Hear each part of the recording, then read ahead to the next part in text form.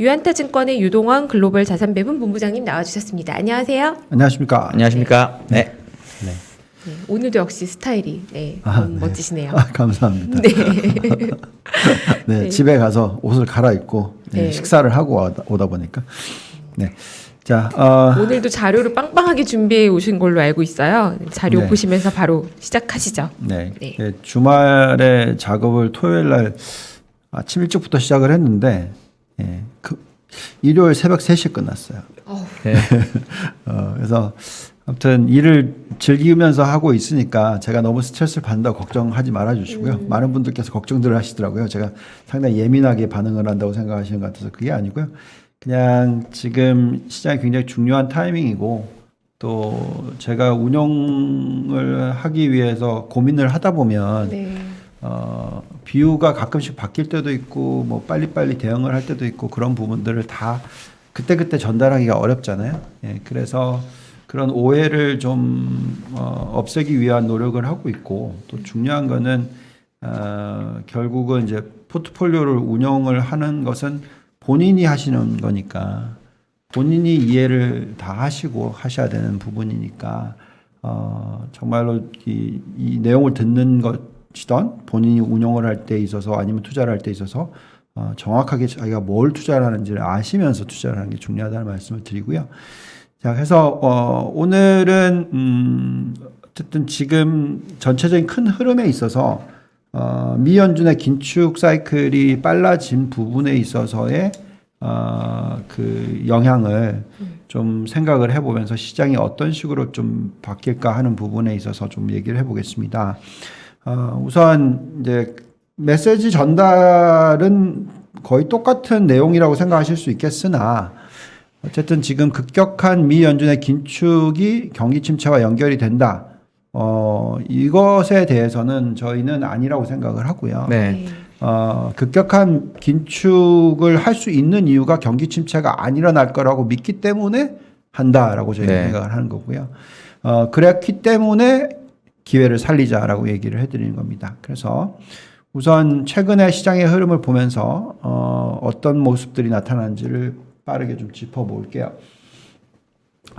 가장 지금 핵심 포인트로는 금리, 그죠? 네. 10년 국채 금리가 올라가면 올라갈수록 결국 주식시장에 영향은 악영향을 미치는 것은 다 아는 거고요. 과거에 워런 버핏님께서도 얘기를 했지만 금리는 중력 같은 거라서 금리가 높으면 높을수록 주식을 끌어내리는 효과를 가지고 온다. 이건 다 아셔야 되는 부분이고 또 우리가 쓰는 저는 신봉을 하지만 많은 분들께서는 의구심을 가지고 계신 그 제가 모건 스탠리 있을 때 만들어졌던 리주드 인컴 모델이라는 거 잔존 가치 모델을 보면 항상 금리가 들어가죠. 그래서 금리가 높으면 높을수록 적정 PBR이 낮아진다. 그 전에 있었던 모델은 DCF 모델들 다 마찬가지죠. 금리가 높으면 높을수록 할인율이 높아지니까 그죠? 적정 가치가 크게 빨리 떨어지는 걸로 생각을 하시면 되겠습니다. 그래서 어쨌든 지금 현재 이 밴드를 보시면은 확실히 올라섰고 지금 오늘 또 보니까 금리가 또 다시 또 올라가요. 조금 안정을 찾는 듯 했지만 또 올라가서 지금 2.877입니다. 10년 국채 금리가. 우리가 모델을 돌릴 때는 10년 국채 금리를 많이 써요. 가장 대표적인 금리이기 때문에 그 금리를 활용을 합니다. 자, 그래서 이렇게 올라가다 보니까 시장에 대한 영향을 미치고 있는데 그러면 이 10년 국채 금리가 올라가는 부분하고 미 연준의 금리의 인상 속도하고 같이 연결시켜서 경기 침체 부분을 얘기를 해야 될 것 같아요. 네. 자, 우선은 어쨌든 3월 16일 날 이 금리를 한번 올리고 나서 점도표가 나온 내용은 이 내용이었죠. 올해 연말까지 2% 정도, 그리고 내년 말까지 2.75, 또 내후년 말까지 2.75 평균. 그러니까 2.75까지만 올리고 그 다음에 멈춘다. 이런 식의 어떤 시각이었던 거고요. 또 빨리 올리는 시기는 2022년. 그래서 2% 가까이 올리는 것을 한 해 하고 그 다음에는 1% 미만으로 올리는 이 시나리오였다면 3월 16일 날 이 내용이 나오고 나서 이제 겨우 한 달 정도밖에 안 지났죠. 네. 근데 그 사이에 엄청나게 변했죠. 아시겠지만. 그래서 속도가 이렇게 바뀌었습니다. 네. 5월 4일 날 오는 이제 5월 4일이죠. 이때까지 이 빅스텝이라고 해서 0.5% 인상할 가능성이 지금 91%로 확대가 됐어요. 아까 이전 사이클 요거는 매번 올리는 걸로 계산하는 거죠. 네. 8번 올리면 그죠? 8차례가 있었으니까 8차례 매번 올리면 2%까지 가는 거니까. 그래서 그게 아니고 여기서 한 번에 0.5% 올리는 빅스텝을 할 거다. 이제 그게 이제 컨센서스가 돼 버렸고요. 중요한 것은 이게 아니라 연말까지. 연말까지는 얼마냐 보면 2.5%까지 올릴 수 있는 가능성. 그러니까 0.5, 0.75 정도 더 올리는 거죠. 네. 그래서 빅스텝을 3번을 가져가는 경우로 나오고 있습니다. 그러면 이제 이번에 5월 달에 한번 하고 또 그 다음 달 하고 네. 슬로우 다운 하는 가능성이 더 높아지고 있지 않나 이렇게 생각이 듭니다. 왜냐하면 인플레이션이 높은 그 달에는 좀 더 강하게 하고 인플레이션이 좀 이제 하향 안정화되는 모습을 보이기 시작하면 그때부터는 0.25로 바꾸겠죠. 네. 그래서 6차례 중에서 3차례를 0.5% 인상을 할 거라는 가능성이 높아졌습니다. 거의 87%가 됐고요. 뭐 더 빨리 올릴 수 있다는 것, 뭐 4차례, 6차례 중에서 2.75까지 어쨌든 얘기가 나오고 있어요. 근데 이제 중요한 것은 이게 이제 올해 연말까지고요. 내년으로 보시면은 요렇게 나와 있어요. 3%까지 올릴 확률이 6월 말까지, 내후년 상반기까지 91.8%, 네. 내년 죄송합니다. 내년 상반기 말까지 보시면 91.8% 3%로 올리는 거니까 2.5에서 3%면 0.5%밖에 안 올리는 거잖아요. 네. 그럼 4차례 중에서 2번만 올리는 거죠. 예, 그래서 결국은 이제 올해는 빠르지만 내년에는 슬로우 다운한다. 그러니까 네. 요렇게 이제 지금 컨센서스가 만들어지고 있습니다. 물론 뭐 블러드 총재는 3.5% 얘기하고 있으니까 또 헷갈릴 수 있으십니다. 네. 어쨌든 자, 그래서 이제 우리가 봐야 되는 거는 이렇게 이제 결론적으로는 인플레이션이 높기 때문에 빠른 긴축을 하겠다. 이건 이제 결과론적으로 돼버렸고, 그럼 빠른 긴축을 했었을 때 도대체 시장이 어떻게 됐냐? 네. 이게 상당히 중요할 것 같아요. 네. 그래서 이제 이 빠른 긴축의 강도가 중요합니다. 근데 어쨌든 이런 식으로 아주 짧은 기간, 1년 반 안에 3%의 금리를 올리는 케이스는 이제 급한 저기 금리 인상이죠. 빠른 금리 인상 시기니까 과거에 그런 예가 얼마나 있었냐. 정말 많은 시기에 금리 인상이 있었지만 1940년대 이후에 이렇게 빨리 올린 적은 요 5차례예요. 68년, 73년, 80년, 87년, 94년. 네. 예. 근데 이제 이게 오렌지색입니다. 보시면은 첫 금리를 올리고 나서 살짝 올라가는 듯 했다가 하락하고 굉장히 긴 기간 동안에 마이너스 10%대는 못 미치지만 어쨌든 네. 평균적으로 이렇게 나와요. 그럼 이제 요걸 지금이라고 생각하면 3월 달에 올렸으니까 올해 연말까지도 회복을 못 하는 거죠. 네. 예, 빠진 부분에 있어서 회복이 없다고 할 수도 있겠죠. 그래서 이제 그런 부분에 대해서 좀 생각을 해봐야 될 것 같고, 근데 중요한 것은 그렇게 됐었을 때 그 다음은 어떻게 되냐는 거예요. 그래서 그런 부분도 연결시켜서 한번 보도록 하겠습니다. 네. 자, 그래서 이제 제가 지금 제시하고 있는 시나리오는 전에부터 계속 말씀을 드리고 있는 거는 이거였죠. 2024년 중에 미 연준 금리가 3%에 도달을 하고요. 그 전까지는 실적 장세가 나오고요. 그리고 나서 이제 경기 침체가 2024년 말 2025년에 오니까 그래서 2024년 상반기나 뭐 하반기부터 하락을 시작을 해서 한 35%의 하락장 요걸 예측을 하고, 근데 중요한 것은 그 사이에는 제법 큰 폭의 상승장이 온다. 요 시나리오로서 말씀을 드려왔어요. 네. 그래서 요 가능성이 상당히 높다라고 생각을 했는데 요번에는 요 시나리오도 가능하다라고 생각합니다. 뭐냐면 금리를 빨리 올려요. 네. 예, 속도를 굉장히 빨리 올리고 그러니까 내년 중에 3%에 도달을 하고, 그러면 이제 이 급한 조정이니까 네. 급한 긴축이기 때문에 그 사이에 아까 보여드렸듯이 시장이 못 오르는 거죠. 네. 그래서 좀 이제 아주 점차적으로 오르는 거고, 근데 이제 이게 딜레이가 되면 될수록 네. 지연이 되면 될수록 나중에 상승장이 더 또 오래 간다라는 거죠. 네. 오히려 경기 침체가 일어나지만 않는다면. 네. 그래서 결국은 2026년 내지 2027년에 그 경기 침체가 오고 그 전에 고점이 형성이 되고 그러면 앞으로 짧게는 3년, 길게는 6년까지도 상승장이 나올 수도 있다. 그 사이에 미 연준이 금리를 인하하고 인상하고 하면서 계속 경기 침체를 막으려고 하는 노력을 하기 때문에 그럴 수도 있다. 그래서 이 두 개의 시나리오 중에서 어느 건지는 정확하게 정답이 없으나 어쨌든 끝이라기보다도 어쨌든 앞으로 몇 년 뒤는 시장이 지금보다는 훨씬 더 올라가 있다라고 저희는 생각을 합니다. 그래서 여기서 다 던지는 전략이 아니라 실적을 중요하게 생각하고 실적 장세에 맞춘 전략이 중요하다고 계속 말씀을 드리고 있습니다. 자, 그래서 이제 과거와 좀 비교를 해봐야 될 것 같아요. 네. 그래서 아까 보여드렸던 5번의 긴축이 있었잖아요. 그래서 가장 먼저 있었던 1967년, 69년 요 사이클 볼게요. 요 정도의 상승 사이클일지는 모르겠어요. 이 정도일 수도 있습니다. 무슨 말이냐면, 5%의 금리를 인상을 했어요. 이렇게까지는 안 올릴 거 생각하지만, 네. 그래도 이 정도까지도 막 생각하는 분들이 참 많은 것 같아요. 그죠, 요즘에? 미 연준이 금리를 훨씬 더 올려야 된다. 아까 블러드 총재가 3.5% 얘기하는 거 보면, 뭐 올해까지 3.5% 올리고 그럼 내년에 1.5% 더 올리면 5% 가는 거니까. 네. 그죠? 그래서 뭐 그런 식의 걱정을 하실 수가 있는데, 그럼 이때 시장이 어떻게 되는지 한번 볼까요? 보시면은, 67년 11월부터 올리기 12월 달에 올리기 시작해서 69년 8월까지니까 1년 9개월 동안 5%를 올렸어요. 그리고 증시의 고점은 언제 만들어졌냐면 금리를 올리는 동안에 계속 올라갔어요. 네. 그러고 금리 2%를 올리고 나서 고점이 만들어졌어요. 그리고 나서 3% 더 올렸잖아요. 네. 요 시기에 빠졌다가 또 다시 한번 올라요. 네. 근데 전 고점을 탈환하지 못하고 네. 두 번째 숄더를 만들고 그러고 이제 빠집니다.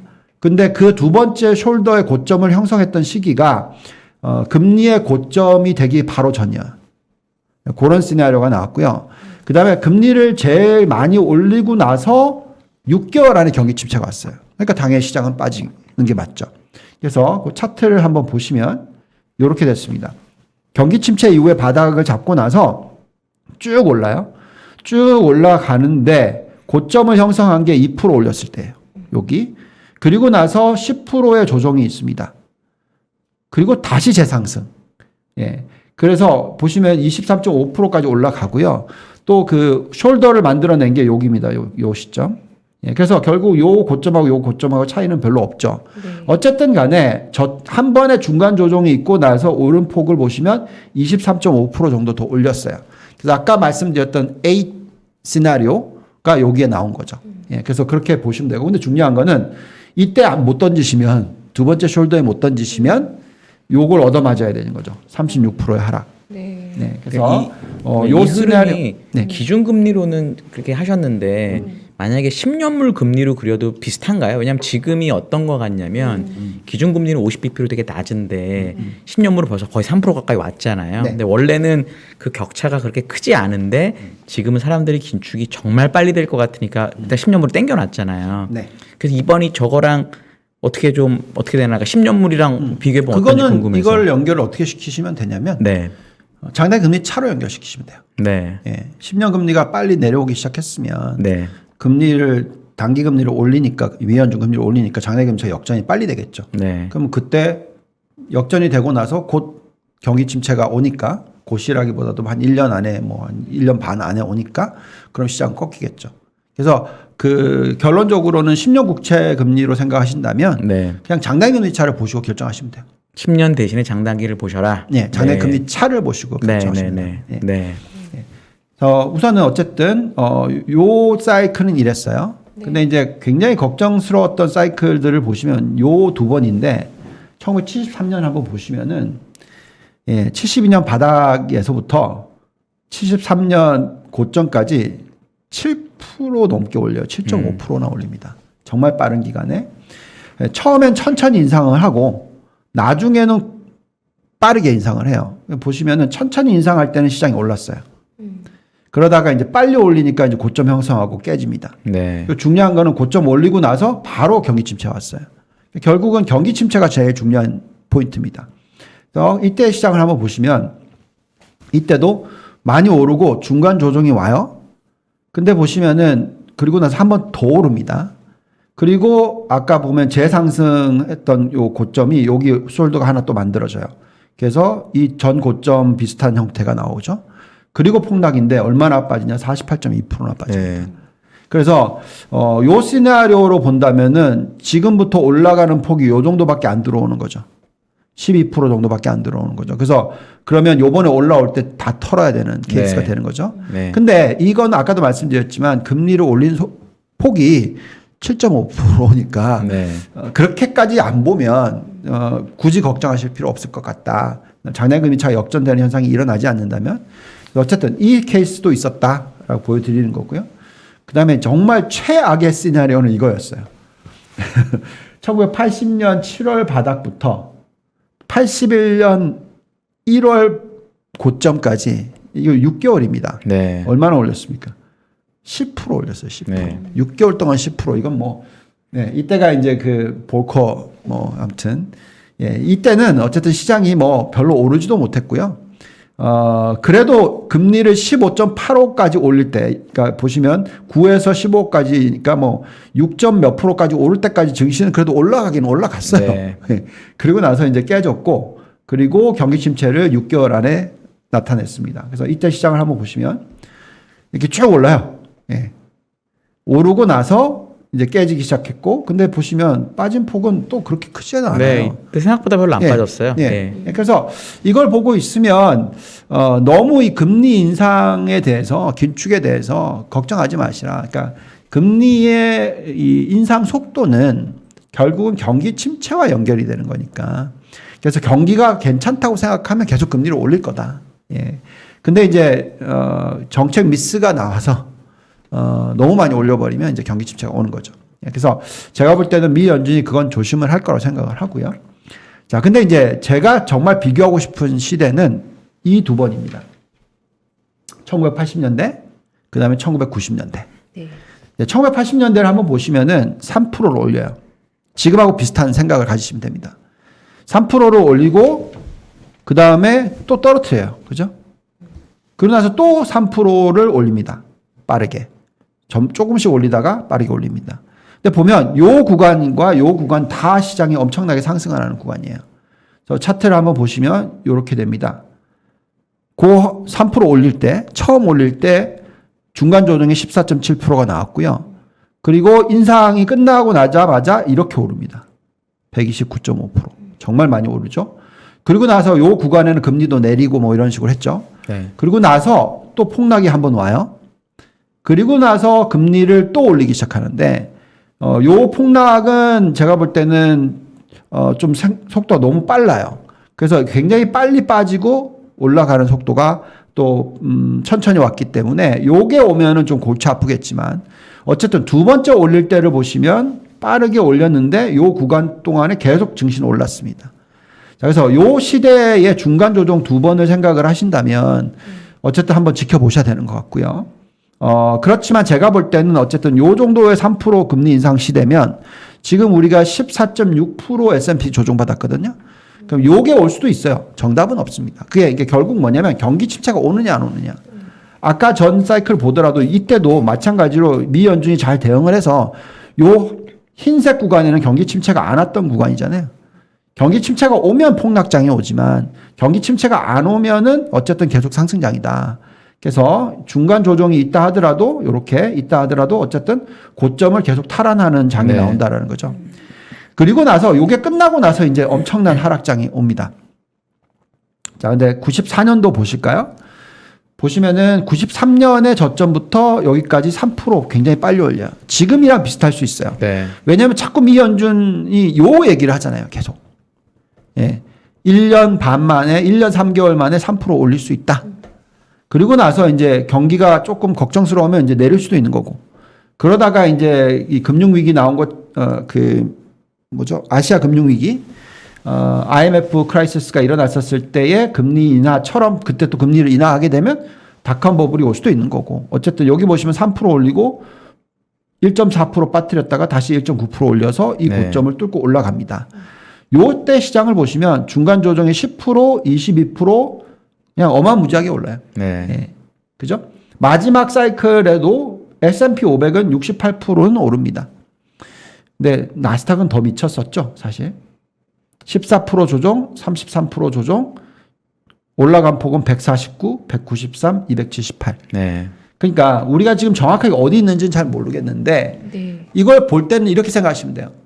우리가 이때는 인터넷 버블, 그죠? 3차 산업혁명이라고 해야 되나? 뭐 어쨌든 인터넷 버블이고. 지금은 우리가 얘기하는 게 4차 산업혁명이죠. 그럼 4차 산업혁명 관련된 성장이 끝났냐? 끝났다 그러면은 요 장이 끝난 것처럼 이게 끝나야죠. 근데 저희가 판단하기에는 아직까지 이 4차 산업혁명이 끝났다고 보여지지는 않는다라는 거죠. 생산성 향상이 충분히 계속적으로 일어날 수 있는 부분이 있다라고 생각하기 때문에 우리는 이 긴 사이클의 어느 중간쯤 와 있다. 정답은 모르겠으나 그렇기 때문에 여기서 우리가 다 던지고 도망가자 이렇게 얘기를 안 한다라고 말씀을 드리는 거고요. 자, 그러면 결국 이 다 끝났다고 얘기를 하려면 어떤 현상이 일어나야 되냐면 이제 실적이 더 이상 성장을 안 해야 돼요. 그러니까 실적이 성장이라 하면 두 가지가 있는데 제가 제일 중요하게 생각하는 것은 매출의 증가입니다. 그 매출 증가율이 급격하게 떨어지고 더 이상 성장을 못하는 숫자가 나오기 시작하면 그때 굉장히 걱정을 할 거예요. 근데 이제 그 걱정을 하기 시작하지만 바텀을 보는데 그렇게 매출 증가율이 떨어지는데도 불구하고 순이익 증가율이 굉장히 크게 올라와주면 그건 좀 더 이어질 거예요. 그리고 끝날 겁니다. 근데 이제 닷컴 버블은 어떤 형태였냐면 97년까지는 둘 다 같이 올라갔어요. 매출 증가율이 엄청나게 높게 나오고 이익 증가율도 같이 높게 나왔어요. 근데 이제 매출 증가율이 더 확 올라갔는데 이익 증가율이 안 들어왔어요. 네. 그리고 98년, 99년, 2000년 갔는데 이익 증가율이 올라가지 않고 빠져버렸어요. 그러니까 매출 증가율과 이익 증가율이 같이 빠지는 현상이 나오니까 네. 그때 대폭락장이 온 거죠. 그래서 지금 현재 시점에서 그러면 우리는 매출이 어떻게 되고 있는지, 그죠? 그 다음에 순이익이 어떻게 변하고 있는지, 마진이 어떻게 변하고 있는지를 봐야 되겠죠. 네. 그래서 지금 현재 그러면 숫자를 봅시다. 그래서 S&P 500을 보시면은 지금 12개월 포워드 PR이 이제 5년 평균치로 내려왔습니다. 19배 정도. 그 다음에 트레일링으로는 10년 평균치로 내려왔어요. 워낙 많이 튀었었으니까. 자, 그러고 나서 지금 현재 보시면은 올해 1, 4분기 실적이 지금 쭉 발표되고 있죠. 뭐 여러 가지 업앤 다운은 있지만 결과론적으로는 어쨌든 실적이 나쁘지 않아요. 네. 예, 좋게 나오고 있습니다. 그래서 이익 증가율 5.1%, 매출 증가율 10.8%, 그 다음에 순이익 마진율이 12.1%. 그러면서 지금 변화를 한번 보시면 1, 4분기의 실적이 작년 말에는 이렇게 예측이 되다가 현 시점에는 이렇게 예측이 되고 있어요. 그럼 이 숫자는 뭘 볼 수 있냐면 매출은 예상보다 높게 나오고 네. EPS는 예상보다 낮게 나오는 거죠. 그래서 지금 코스트가 올라가는 부분이 전가가 되는데 중요한 거는 탑라인이 같이 올라간다. 그건 가격 전가가 되고 있다. 그게 인플레이션이랑 연결이 되고 있다. 이렇게 보시면 될 것 같고 연간으로 보더라도 지금 매출 증가율이 작년 말보다 훨씬 높아지고 있어요. 네. 사실은 올해 거의 두 자릿수로 올라갈 거라고 생각합니다.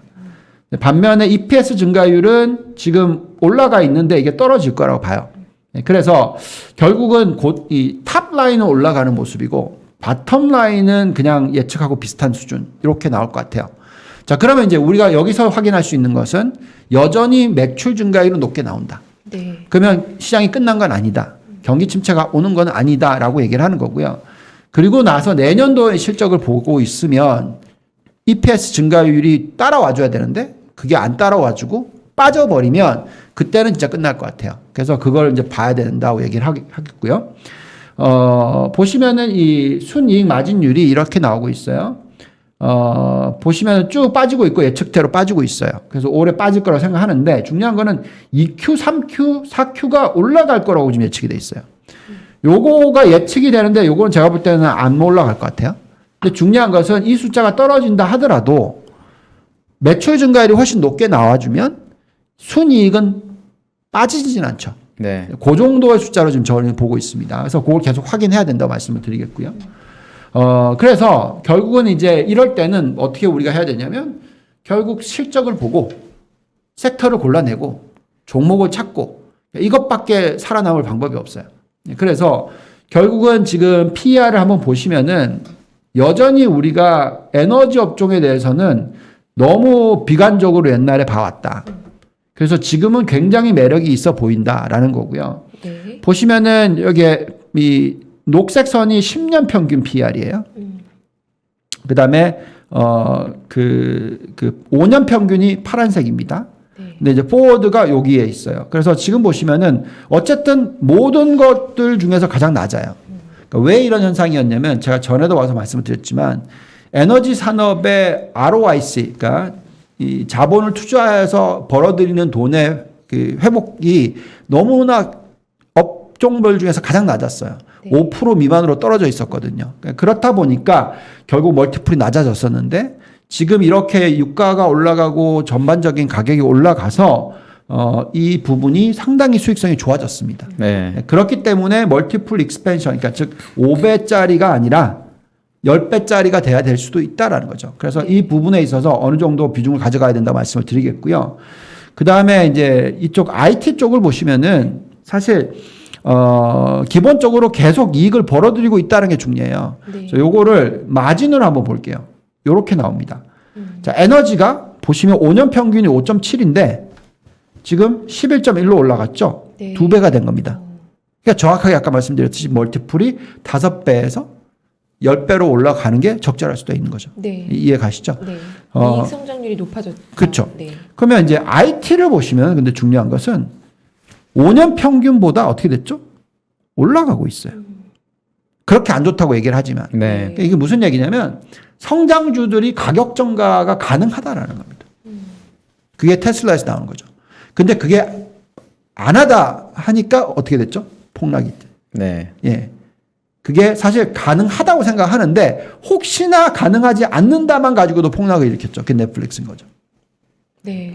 근데 저 에너지는 제가 저도 저 숫자를 보긴 했는데 네. 에너지는 전형적인 사이클 산업이잖아요. 그렇죠. 네. 혹시 이게 정점이라는 뜻이 아닐까? 저는 처음에 배운 게 사이클 산업은 고 PR에 사서 저 PR에 팔아야 된다. 사이클 산업의 에너지가 지금 2년 동안 많이 올랐잖아요. 네. 그런 관점으로 혹시 볼 수는 없을까요? 볼 수는 있는데 네. 이게 지금 1Q 숫자잖아요. 그렇죠. 근데 이제 1Q인데 점점 이게 이렇게 올라가는 추세이잖아요. 근데 추세인데 만약에 내년이나 내후년에 저걸 못 지키고 내려온다고 하면은 내려오겠죠. 다른 거니까. 그러니까 네. 근데 이제 정점이라는 게 네. 지금 유가가 1, 4분기 평균이 높을까요? 2, 4분기 평균이 높을까요? 이제 그거 봐야 되겠죠. 네, 네, 네. 제가 볼 때 2, 그래서 4분기 평균이 높겠죠, 사실. 네. 그래서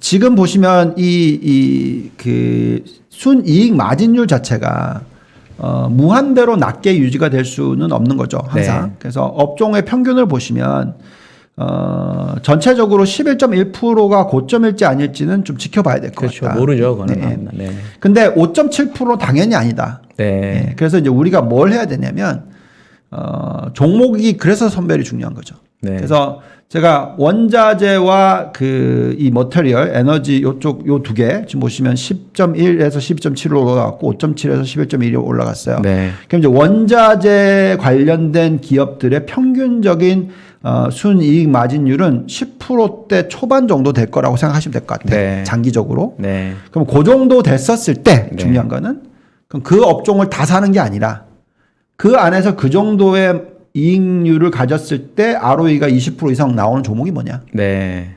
그래서 종목 선별이 중요하다는 네. 얘기예요. 네. 그래서 그것도 좀 이따 해드릴게요. 네. 네, 어쨌든 그래서 지금 어쨌든 이 업종에 대해서는 저희는 전체 글로벌 포트폴리오의 한 10%는 가져간다. 이렇게 지금 말씀을 드리고 있습니다. 네. 자, 그다음에 이제 보시면은 이거는 이제 이 전체적인 어떤 마진의 변화 폭을 보더라도 에너지 쪽, 그다음에 IT 쪽 보시면 워낙 월등하게 높으니까 멀티플이 높게 유지가 돼야 된다라고 생각하는 거고요.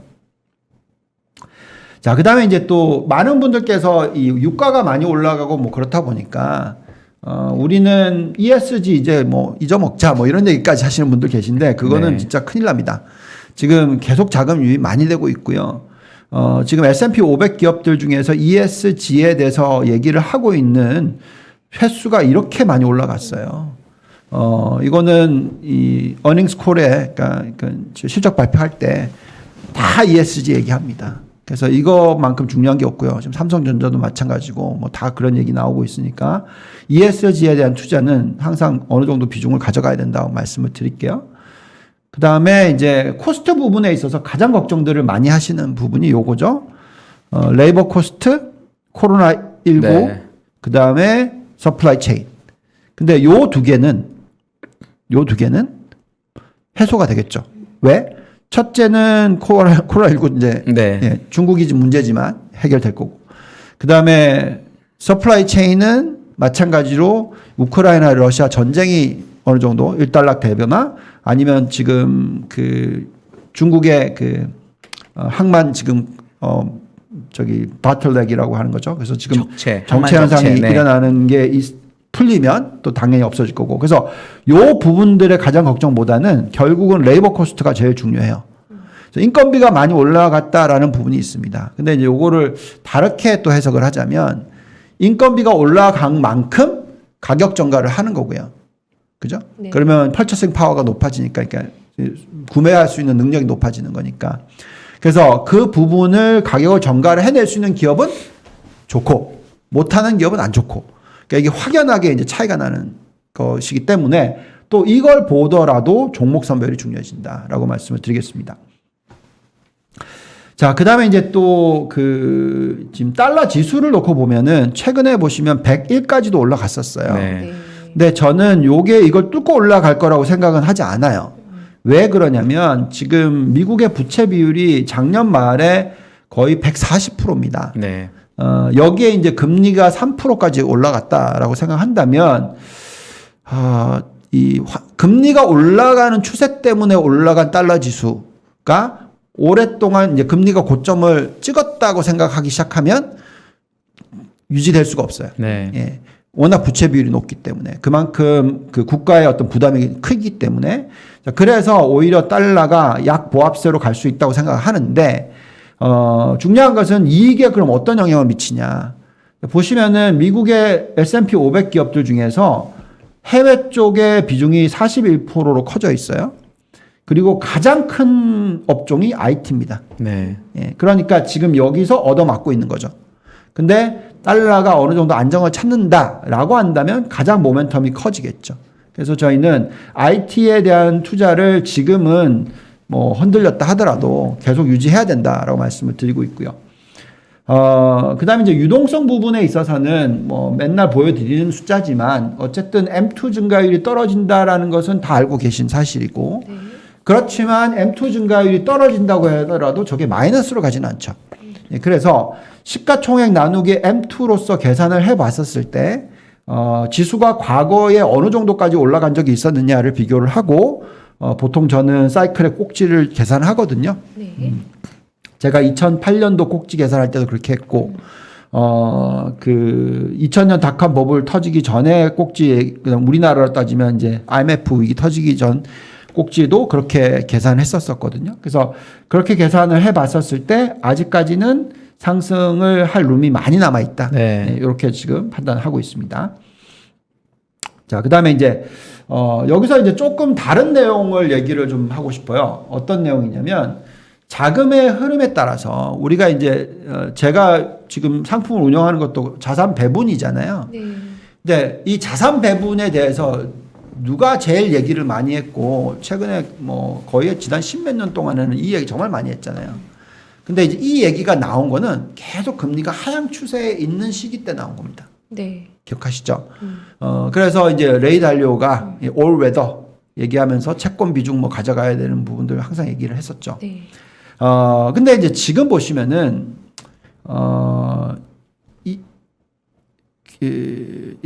보시면은 그러니까 채권에 있어서 지금 자금의 흐름이 좋지가 않아요. 네. 자, 요걸 보시면은 이제 쇼킹한 거죠. 이게 이제 가장 대표적으로 제일 잘 나간다는 국가, 네. 미국의 가장 장기 국채에 네. 투자를 하는 ETF입니다. 자, 이게 이제 20년 플러스 채권 ETF인데 고점을 보시면 2020년이에요.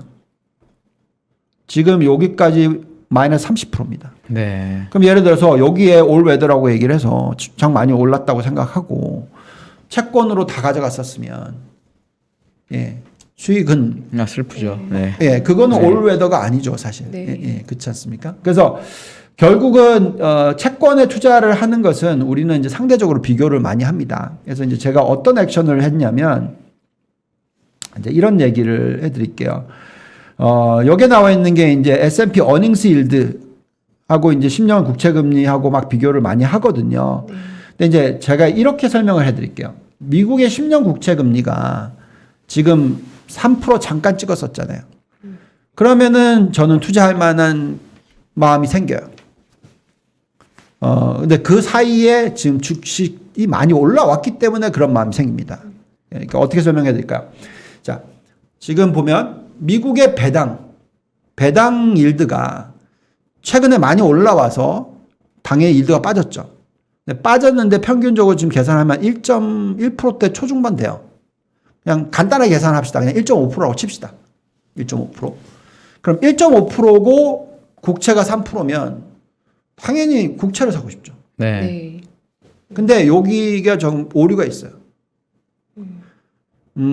배당 수익률이 3%일 때, 그러니까 주식이 절반 가격일 때는 네. 둘 다 똑같으니까 주식을 들고 있겠지만, 이렇게 떨어지면 끝났다 생각하시겠지만, 중요한 거는 미국이 스탁 바이백 앤 캔슬레이션을 집어넣으면 1.5%가 아니라 3%가 돼요. 네. 네. 3%가 넘어요.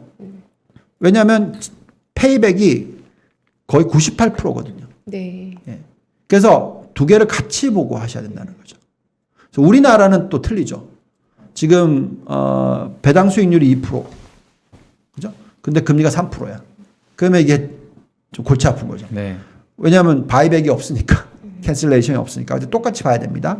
그래서 그렇게 본다면 지금 현재 시점에서 보시면 IPO가 확 줄었어요. 그죠? 그러면 이제 여기에 물량도 적고 여기에 스탁 바이백이 역대 최고치로 뚫고 올라갑니다. 그러면 이거는 국채, 그러니까 제가 이제 포트폴리오 중에서 제가 안타형이란 게 있는데 그거는 이제 상품의 성향 자체가 적혀 있어요. 50% 안전자산 투자, 올웨더를 위해서. 그러면 이제 안전자산이라고 하는 게 채권, 뭐 국채, 뭐 이런 것들이 되겠죠. 근데 제가 한 1년 전에 다 던졌어요, 채권을. 그리고 그 50%를 다 배당주로 실었습니다. 배당 ETF로. 그러니까 지난 1년 동안의 수익률의 차이가 많이 나죠. 네. 채권을 들고 있으면 마이너스 30%였을 거고 그것이 지금 플러스 한 20몇 프로 되거든요. 그럼 50%의 차이가 갭이 나요. 네. 50%의 값. 그러니까 결국은 지금 현재 시점에서는 채권으로 옮기는 타이밍에 대해서 좀 생각해야 되는데 약간 헷갈려요. 그러니까 지금 이제 10년 국채금리가 3%까지 10년이 아니라 저기 20년이. 네. 그러니까 올라왔으니까 요때부터 이제 좀 투자를 해볼 만하다. 근데 이게 빠진다고 해서 막 늘리는 게 아니고요. 좀 올라갈 때 계속 좀 더 애들을 하는 전략을 저는 쓸 것 같아요. 그리고 이번에 이 30년 국채금리가 얼마까지 올라갈지 정답은 없는데 저는 뭐 3에서 3.5% 사이가 고점이 아닐까. 네. 이렇게 지금 생각하고 있습니다. 정답은 아니지만. 그래서 그 사이에 배당 수익률이 많이 그러니까 그 주식들이 많이 올라가서 배당 수익률이 떨어지면 그게 지금 평균적으로 3%가 나오는 게 아니라 뭐 1%대로 떨어진다, 뭐 2%대로 떨어진다 그러면 그만큼 옮기겠죠, 이렇게. 그런 식으로 안전자산 투자는 할 것 같아요. 그래서 그걸 항상 좀 생각을 좀 하시는 게 중요하겠다. 왜냐하면 굉장히 돈 많으신 분들은 사실 매년 20%의 수익률 올릴 그렇게 원하지도 않으시거든요. 네. 내 1년에 예금 금리보다 높게 나오면 된다 이거니까 1년에 한 5, 6%만 내도 좋으신 분들의 입장에서는 충분히 그렇게 하시는 게 적절할 수도 있다라고 말씀을 드리겠습니다. 자, 그다음에 이제 여기서 이제 또 이제 더 얘기를 해드릴 부분은 자, 그러면 채권으로 가고 주식을 버리고 하는 전략은 결국은 경기 침체가 온다는 가정이 들어가면 하는 겁니다. 네. 그래서 경기 침체가 당연히 오면은 금리가 낮아지잖아요. 네. 그렇잖아요. 그러니까 당연히 채권이 안전자산이 되는 거죠. 네. 가격이 올라가고. 근데 주식은 엄청나게 빠지니까 네. 팔아야 되는 거죠. 그래서 그것을 알려고 하면 우리는 결국 경기 사이클에 대한 예측을 해야 되는데 저희는 저 같은 은행 애널리스트 출신은 항상 들여다보는 게 여신 증가율이에요. 그러니까 대출 증가율이 꺾이지 않는 이상 그 산업이 꺾이지가 않아요. 옛날에 카드 사태 대란 떠질 때도 마찬가지입니다. 롤오버를 막 해주면 그거는 계속 올라가기 때문에 안 터져요. 네. 그래서 대출 증가율이 올라가고 있는데 터지는 일은 없어요. 네. 예. 그렇기 때문에 우리는 이거에 대해서 굉장히 예민하게 생각하고 계속 들여다봅니다. 지금 봤었을 때는 이 숫자를 보고 있으면 조짐이 없어요. 그래서 경기 침체가 일어나지는 않을 거라고 생각하고 있고 지금 여신 증가율이 9%대로 올라갔어요. 그 다음에 예대율은 워낙 바닥이니까 만약에 숫자가 여기쯤 와 있다, 뭐 여기쯤 와 있다, 여기쯤 와 있다 하면 걱정하겠어요, 제가. 과거에 보시면은 이렇게 고점 올라갔을 때 97.65, 87.43, 99.54, 98.09, 그다음에 여기 76.53까지 올라가더라도 제가 걱정을 하겠어요. 근데 지금 60이야. 그러니까 저는 아직 한참 예금 증가율이 빵이라 하더라도 0이라 하더라도 대출 증가율을 10%씩 올린다 하더라도 앞으로 4년은 가는 거예요. 그렇잖아요? 10%로 올린다라는 것은 60%가 66%가 되는 거고, 네. 66%에 10% 올리면은 75%가 되는 거고, 뭐 이런 4년을 해야지 여기 올라간다라는 거죠. 그래서 그렇게 계산을 한다면 저희는 지금 당연히 당분간 2년 동안에는 경기 침체가 오지 않는다. 그러면 그 2년 동안에 얼마나 증시가 더 올라갈지에 대해서 오히려 저는 더 예민하게 투자 포트폴리오를 구성을 할 것이고 종목을 골라낼 거다라고 말씀을 드리는 거고, 가장 광범위한 대출로 보더라도 지금 7.3%. 이게 32조 달러입니다.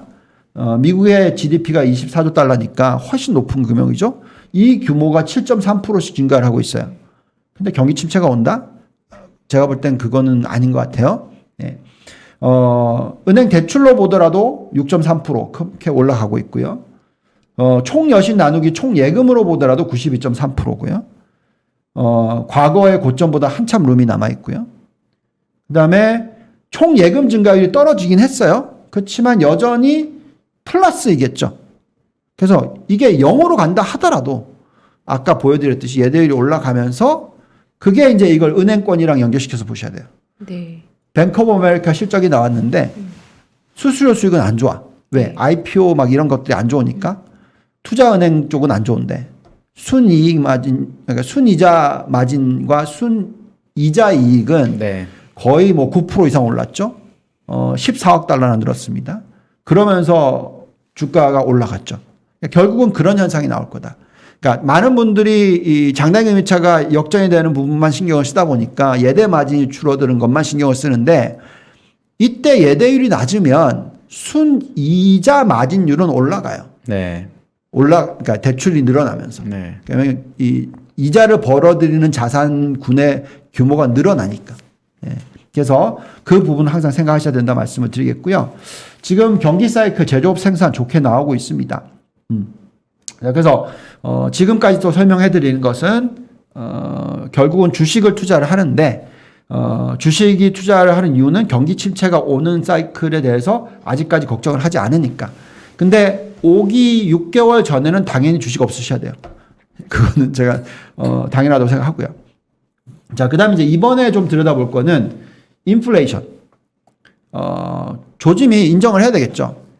꺾일 것 같긴 한데 빠르게 꺾일 것 같아 보이진 않아요. 네. 그죠? 이게 어쩔 수 없는 그만큼 상대적으로 마진이 많이 올라가 있기 때문에 원자재 가격을 굳이 떨어뜨려까지 마진을 유지시키려고 하는 필요는 없고 가격 올라간 중에서 좀 덜 떨어지면서 그냥 옆으로 기대는 현상이 나올 수도 있다라고 생각합니다. 자, 그렇게 되면은 어떤 현상이 일어나냐면 지금 음식료 가격 지수를 보시면 이게 쭉 밴드가 올라가고 있죠. 그래서 이 올라가는 밴드 아래에서 조금은 떨어질 수 있으나 어쨌든 상승 추세에 있을 거라고 생각한다면 여기서 음식료 관련된 기업들 중에서 가격 전가가 가능한 기업들, 그 기업들 위주로 투자를 하면 네. 수익이 상당히 좋아질 거다. 네. 예, 그렇게 생각하는 거고요. 그 다음에 유가도 마찬가지입니다. 많이 올라왔어요. 그렇지만 어쨌든 뭐 높은 수준에 유지가 될 확률이 높아졌다라고 얘기를 다 하고 있고 또 천연가스도 이렇게 밴드 위로 올라섰고 높은 가격이 유지될 거라고 생각하는 게 많아졌습니다. 이런 가운데서 뭐 슈퍼사이클이 일어날 거냐 그건 모르겠지만 어쨌든 과거 5년 평균보다는 훨씬 높은 가격이다. 네. 예. 그럼 그 가격을 가지고 돈을 벌어들이는 회사가 뭐냐 이렇게 봐야 되는 거고요. 그럼 이제 그걸 볼 때는 국가적으로 보더라도 우리가 지금 4차 산업혁명에 있어서 에너지 수요가 굉장히 높기 때문에 에너지 관련된 투자 비중을 글로벌 포트폴리오의 25%는 가져가야 된다고 맨날 얘기를 하고 있어요. 근데 이제 국가마다 성향이 좀 틀리다. 자, 이걸 보면 딱 결론이 나오는데 독일 같은 경우에는 에너지 수입국이에요. 네. 특히 천연가스 수입을 하죠. 그렇죠. 그러면 독일의 천연가스 회사를 사야 되겠어요? 안 사야 되겠죠. 네. 오히려 당연히 신재생 에너지를 사야 되겠죠. 왜냐하면 얘네들은 수입하기 싫으니까 신재생 에너지 투자를 많이 할 거고 결국 그쪽의 경쟁력을 만들어 갈 거고 미국의 입장에서는 천연가스를 드디어 엄청나게 수출을 하기 시작했습니다. 네. 그럼 당연히 미국의 천연가스 회사를 사야 되겠죠. 네. 예. 그런 논리. 자, 그렇게 보면 원자재 가격이 상당히 많이 올라갔는데 어느 정도 안정적인 수준에서 유지가 된다고 치고 그다음에 공급망 문제도 점차적으로 좀 풀린다고 계산을 하고 BDI 운임 절수도 지금 보시면 이제 안정을 찾고 있는 부분이고 그다음에 그로스에 대한 optimism, 그러니까 성장에 대한 어떤 기대치가 굉장히 많이 낮아져 있는 상황이기 때문에 원자재 가격이 계속 치고 올라가지는 못할 거다. 자, 근데 그렇다면 어떻게 수렴을 할 거냐? 지금 이거 보시면 이제 원자재 가격은 이렇게 올라가는데 회색선은 중국의 수입 증가율은 큰 폭으로 하락을 했어요. 이게 이제 락다운 때문에 그렇겠죠. 봉쇄 때문에 그런데 문제는 너무 벌어진 거죠. 그래서 제가 볼 때는 이게 중간치를 수렴을 하겠죠. 네. 이거는 봉쇄가 풀리면 올라갈 거고, 그 다음에 이 회색선은 오히려 내려올 거고, 그럼 중간쯤인데 중요한 것은 과거 평균보다 높아질 것 같다. 그럼 요걸 가지고 원자재 관련주들을 좀 뽑아보자. 네. 그리고 금은 보시면 계속 올라가는 추세이기 때문에 저는 금 투자는 해야 된다. 금 또는 가상화폐 투자를 해야 된다. 근데 글로벌 포트폴리오 한 10% 정도 얘기하고 있습니다. 자, 그러면 그렇다고 하더라도 한 가지 걱정이 되는 부분은 절대로 원자재 관련주들을 다 실으면 안 된다. 왜냐면 제가 아까 전체 글로벌 포트폴리오 한 10%만 실차 얘기했잖아요. 보시면은 이게 지금 원자재 오버웨이트예요. 그러니까 비중 초과로 투자한 금액이 2011년보다 더 높아요. 네. 이 정도면은 제가 볼 때는 많이 오버웨이트예요, 이미. 그래서 제가 보기에는 저희 글로벌 포트폴리오 중에서 10% 이상을 투자를 하는 거는 아닌 것 같다. 근데 10%를 투자하더라도 종목 선별하자. 네. 예, 이렇게 얘기를 해드리고. 그래서 이렇게 뽑아봤습니다. 전에도 보여드렸던 거니까. 여기서 제가 들고 있는 종목이 있어서 제가 말을 못하겠어요. 네. 넘어갈게요. 네. 네, 한번 참고하시고. 그 다음에 이렇게 쭉 또 뽑아왔어요. 미국에 있는 모든 천연가스 관련된 주식들 다 뽑아보니까 요렇게 나오더라고요. 상승 여력이. 그래서 워런 버핏님이 사셨기 때문에 꼭 사야 된다 이렇게 생각하지 마시고요. 마이너스네요. 예, 상승 여력이 예, 예. 계산하신 거는. 네. 사지 마시고 다른 것들 많으니까 네. 잘 골라보시면 요 종목 CQP도 상당히 매력이 있더라고요. 아무튼 한번 보십시오. 네. 자, 그다음에 이제 5분밖에 안 남았으니까 좀 다른 쪽을 얘기 좀 해볼게요. 네. 글로벌 포트를 만드는 데 있어서 옌 투자. 그러니까 지금 옌화가 여기까지 왔습니다. 더 올라갈 것 같아요. 그죠? 왜냐하면 얘는 지금 정부 부채 비율이 240%가 넘으니까 금리를 0에서 0.25에 픽스돼 있고 네. 미국의 10년 국채 금리는 그래도 3%까지는 계속 갈 것 같고 앞으로 1년 내지 2년 동안 그리고 정말 많이 가면 3.5%까지 갈 것 같고 그러니까 그런 시나리오 아래서는 옌화가 강세로 가긴 어렵겠죠. 자, 그렇다면 여기까지 갈 수 있거나 여기 위에까지 가거나 더 올라가면 여기까지 갈 수도 있겠죠. 네. 그러면 여기는 마이너스 5%, 여기는 마이너스 13%, 여기는 마이너스 20%입니다. 그래서 일본에 주식을 투자를 했었을 때 옌화 해징을 하지 않으면 그만큼 손실이 일어날 수 네. 있기 때문에 네.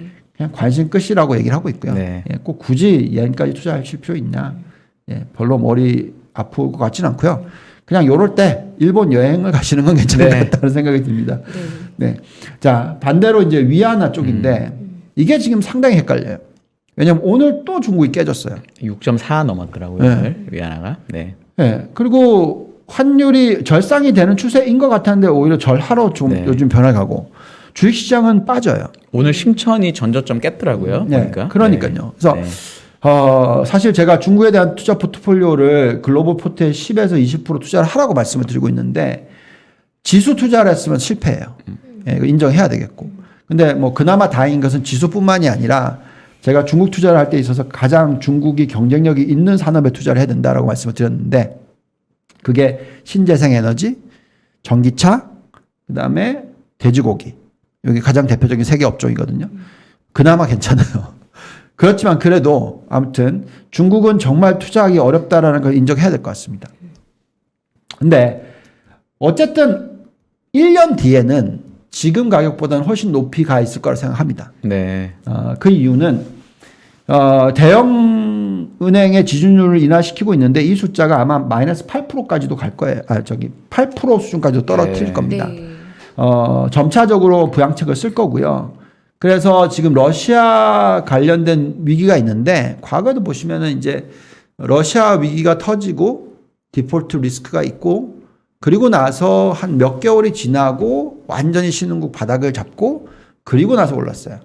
그러니까 러시아가 8월 달에 1998년 8월에 터졌었고 한국의 바닥은 6월 달이었고 네. 그다음에 실질적으로 확 튀기 시작한 건 10월. 네. 그러니까 이제 기간이 좀 있는 거죠. 그 왔다 갔다 하는 변동성인 구간이. 그러니까 지금이 그럴 수 있다고 생각한다면 앞으로 8월 달까지도 그럴 수도 있겠죠. 정답은 없어요. 그러니까 어느 쪽이 바닥. 근데 중요한 거는 1년 뒤는 지금보다 훨씬 높을 거라고 생각합니다. 네. 그래서 그렇게 보신다면 뭐 너무 비중을 많이 가져가지 마신다 하더라도 일정 부분은 가져가시는 게 좋겠고 중국도 마찬가지로 예대위로 이렇게 키울 수 있는 룸이 있다. 네. 예, 그래서 이제 80%니까 90%대 초중반까지는 충분히 올릴 수 있다 생각하고요. 그래서 지금 보시면 선진국의 상승 여력보다도 신흥국의 상승 여력이 높기 때문에 네. 너무 신흥국에 대해서 완전히 비관적으로 보지 마시고 그럼 우선 좀 마음 편한 쪽이 오르겠죠. 우리나라 같은. 그래서 최근에 보면 우리나라의 주가 흐름이 그렇게 나쁘지가 또 않아요. 그렇죠. 예. 잘 버티죠. 예. 그래서 결론적으로는 신흥국에 대해서 관심을 가지셔야 되는 시기는 맞다. 근데 이제 요걸 조금 인내를 해야 되는 기간이 한 몇 달 정도 남아 있을 수도 있으니까 분할로 생각하시는 게 좋겠다라는 거고요. 그다음에 이제 선진국 중에서는 또 보시면 가장 비싼 종목들이 조정을 많이 받았어요. 그래서 닷컴 버블이 터질 거다라고 생각하지 마시라고 얘기를 하는 거고요. 왜냐하면 그런 조정은 이미 벌써 업종별로 일어났다. 네. 성장이 없고 실적이 없는 종목들은 많이 깨졌다. 이미. 그래서 종목을 골라내면 좋은 수익을 올릴 수 있지 않냐라고 생각이 들고요. 그래서 이제 결국 13개의 대표적인 종목을 보고 말씀을 드리자면 저희는 반도체는 다 올라오더라고요.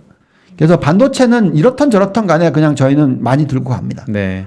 근데 이제 그 이외의 대표 기술주 중에서 보시면 알파벳, 마이크로소프트 요 두 개는 저는 좀 많이 믿고 있어요. 네. 요 두 개만큼은 꼭 들고 가자라고 얘기를 하는데요. 뭐 실적 발표죠, 저 두 개요. 네. 아직 다음 안 나죠. 주 다음 초에. 주. 네. 네. 저 요 두 개는 들고 가는데 그다음에 테슬라와 넷플릭스와 애플 요걸 보면서 지금 좀 머리가 아프죠. 네. 자, 근데 이제 이거에 대해서 제가 아주 옛날에 작년 초쯤인가 얘기해 드린 적이 있어요. 자, 이런 대표 기술주는 뭐가 중요하냐. 얘네들은 인플레이션을 낮춰주는 효과를 여태까지 가지고 왔다. 즉, 시장 점유율을 막 늘려가면서 가격을 낮게 유지시키고, 경쟁력을 막 쌓아가는 거죠. 넷플릭스도 마찬가지죠. 그 비디오점에서 넷플릭스로 완전히 변한 거니까. 근데 이제 중요한 것은 성장이 더뎌질 때가 오죠. 그러면 성장이 더뎌질 때는 뭘 하냐면은 가격을 올려요. 그러면 더 이상 그 종목들은 인플레이션을 낮춰주는 효과를 가지고 오는 회사들이 아니죠. 네. 오히려 인플레이션을 자극하는 회사가 되는 거죠. 그게 지금이죠. 그러니까 테슬라도 마찬가지로. 그럼 이제 그리고 나면 더 이상 이제 탑 라인도 성장을 못 한다라고 하면 그때는 끝난 거죠. 그래서 대형 성장주를 볼 때는 그 시나리오를 보셔야 되는 겁니다. 근데 지금 테슬라 같은 기업은 아직까지도 매출 증가율이 유닛 세일즈가 엄청나게 일어나고 있고 그렇죠. 네. 여기에 가격 정가까지 가능하니까 네. 아직은 끝난 게 아니다라는 게 얘기할 수 있겠고요. 넷플릭스 같은 경우에는 이제 가입자 수가 못 오르면 네. 네. 이건 가격 정가로 하죠. 네. 근데 제가 볼 때는 넷플릭스가 경쟁력이 있어요. 그래서 가격 정가가 가능할 것 같습니다. 근데 이제 그게 끝나고 나면 이제 끝나는 거겠죠. 네. 근데 그걸 미리 반영해서 주가를 고점 대비해서 60%를 빠뜨려 놓은 거죠. 이제. 엄청나더라고요. 네. 네. 그렇죠. 그래서 한 번 확 빠뜨리고 그다음에 빌 에크먼이 샀는데 그걸 또 확 빠뜨렸으니까 네. 고점 대비해서 지금 60% 넘게 빠졌을 것 맞습니다. 같습니다. 네. 그래서 이제 이럴 때 보면은 이제 결국은 그 성장이 없어지는 부분에 있어서의 두려움은 사라지는 건 맞고요. 그렇지만 그렇다 하더라도 만약에 가격 정가가 가능하고 경쟁력이 있다면 계속적으로 높은 ROE를 유지하겠죠. 그러면 그게 가치주거가 될 수도 있는 거죠. 그래서 아무튼 그런 부분을 보면서 이런 대표적인 성장률을 투자할 때도 하나씩 공부를 하시면서 실적을 보면서 판단을 하시기를 바랍니다. 네. 오늘은 여기까지 하겠습니다. 네. 아, 그 중간에 제가 몇 번 질문 한번 드려볼까 하다가 지나온 게 있었는데요. 짧게만 좀 여쭤보면요. 네. 예대율이 과거 2008년 대비해서 전체적으로 지금 완전히 차트가 이제 방향이 바뀌었잖아요. 네. 그게 이제 어떻게 보면은 돈을 풀어서 예금은 많은데 대출이 비율로는 이제는 크게 옛날처럼 못 올라가잖아요. 이게 이런 구간에서 사실 이게 이제 어떻게 보면 양극화이기도 한데 여기서 대출을 금리가 이렇게 급격하게 올라가는데도 대출 증가가 나오면서 경기가 확장될 수 있을까요? 네. 그러니까 이게 사이클의 변화라는 거예요. 네. 그러니까 이제 과거에 여기서부터 이렇게 쭉 올라갈 때는 보시면은 결국은 이제 예대율을 올릴 수 있는 그런 여건이었는데 이렇게 쭉 빠졌던 요 구간은 결국 인플레이션이 없었던 시대잖아요. 그렇죠. 근데 인플레이션이 있다라는 건 가격 정가력이 생긴다라는 거고요. 그 가격 경쟁력이 생긴다, 가격 정가력이 생긴다라는 것은 그만큼 또 임금 상승도 같이 오거든요. 그래서 금리가 올라가도 개인들의 순자산 가치가 높아지면 대출을 하고 싶어 하는 욕구가 생겨요. 그리고 내가 인플레이션을 헤징을 하고 싶기 때문에 뭔가를 살려고 하죠, 자산을. 그래서 그렇기 때문에 대출 증가율이 충분히 올라갈 수 있습니다. 그러니까 여태까지는 시대가 인플레이션을 아무리 자극하려고 해도 안 왔던 시대거든요. 그렇죠. 그러니까 대출이 안 늘었죠. 그러니까 늘기 어려웠던 건데 지금은 오히려 예금 증가율이 안 는다 하더라도 대출 증가율은 충분히 늘 수가 있고요. 그다음에 은행권에서도 충분히 대출을 해줄 수 있어요. 예, 대출해주는 고객의 어떤 크레딧 신용을 신용도. 조금 낮추면서 대출해 줄 수가 있습니다. 그러면서 금리가 올라가는 걸 반영을 하겠죠. 그래서 물론 그게 거품일 수는 있습니다만 그렇지만 어쨌든 룸은 충분히 남았다. 한 번 확 올라가는 부분이 충분히 올 수 있다. 네. 그래서 그거를 좀 생각하셔야 될 것 같아요. 네. 네, 오늘도 엄청난 자료와 함께 네, 매크로 상황부터 종목 자산 배분까지 정리해 주셨습니다. 시간이 돼가지고 네. 보내드려야 될 것 같아요. 네, 유한타 증권의 유동원 글로벌 자산 배분 본부장님과 함께했습니다. 감사합니다. 감사합니다.